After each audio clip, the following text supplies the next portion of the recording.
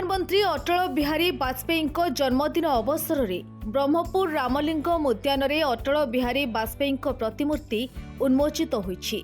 एथिरे मुख्य अतिथि भावे बीजेपी राज्य सभापति मनमोहन सामल जोगदे वाजपेयी प्रतिमूर्ति को उन्मोचित करथिले। सम्मानित अतिथि भावे ब्रह्मपुर सांसद डॉक्टर प्रदीप कुमार पाणिग्राही, ब्रह्मपुर विधायक के अनिल कुमार, चिकिटी विधायक मनोरंजन दयान सामंतराय और छत्रपुर विधायक कृष्णचंद्र नायक जोग देथिले। प्रतिमूर्ति उन्मोचन पर राज्य सभापति ब्रह्मपुर विधायक कार्यालय पहुंची गंजाम जिले में किभली रही दलर स्थिति और नेता एवं कर्मी मानक सुविधा असुविधा को नहीं मध्य आलोचना करथिले। अटल बिहारी वाजपेयी विभिन्न प्रतिभार अधिकारी थिले।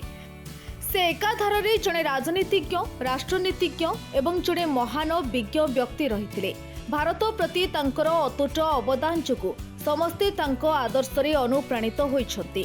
आ एभली जड़े व्यक्तित्व प्रतिमूर्ति ब्रह्मपुर सहर में उन्मोचित होइछि ताहा सबुठु बड़ कथा बोली कहिसन्ति बीजेपी राज्य सभापति। भारत रत्न अटल बिहारी वाजपेयी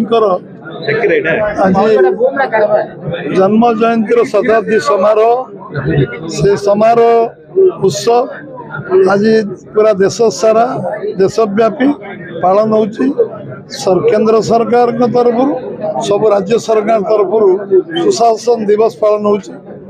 आम युगजन्मा जड़े राजनीतिक एवं राष्ट्रनीतिज्ञ एवं जड़े आम समस्त प्रेरणार केन्द्रबिंदु कवि जो भाषा कहले सबू सांबादिकतार शिखर में पहुँचा भारत रत्न अटल बिहारी वाजपेयी को समस्ते श्रद्धांजलि अर्पण कर आज जन्म जयंती शतवार्षिक पूरा वर्ष सारा पालन करने भारत सरकार, ओडिशा सरकार एवं भारतीय जनता पार्टी समस्ते नीतिगत भाव निष्पत्ति नहीं। सारा समाज 140 कोटी देशवासी को जोड़ी जड़े सर्वमान्य नेता अटल बिहारी वाजपेयी आज ब्रह्मपुर जो भाव में स्थानीय विधायक, स्थानीय सांसद प्रदीप पाणिग्राही, अनिल जी, कृष्ण भाई एवं मनु भाई समस्त उपस्थित आज सबू नेता कर्मी वर्षा प्रतिकूल पाग सत्वे प्रतिमूर्ति जो उन्मोचन है गोटे जीवंत प्रतिमूर्ति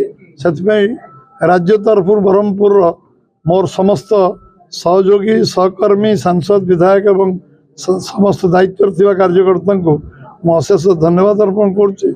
निश्चित भाव में से आम समस्त प्रेरणार केन्द्रबिंदु थिले, उत्साह केन्द्रबिंदु थिले, आम मार्गदर्शक थिले।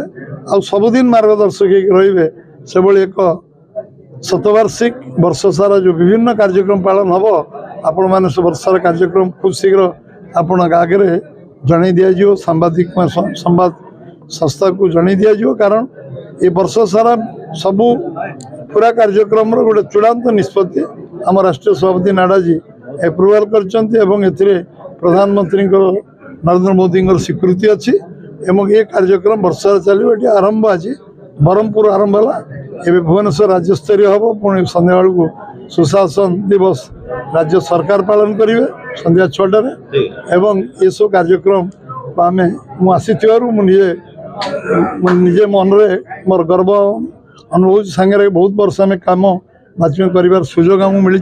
एही कार्यक्रम में ब्रह्मपुर बीजेपी सह जिलार विभिन्न अंचल आसिथिबा बहु संख्यारे बीजेपी नेता और कर्मी माने सामिल होइथिले। ब्रह्मपुर मनोज पंडा रिपोर्ट, न्यूज एक्स ओडिया।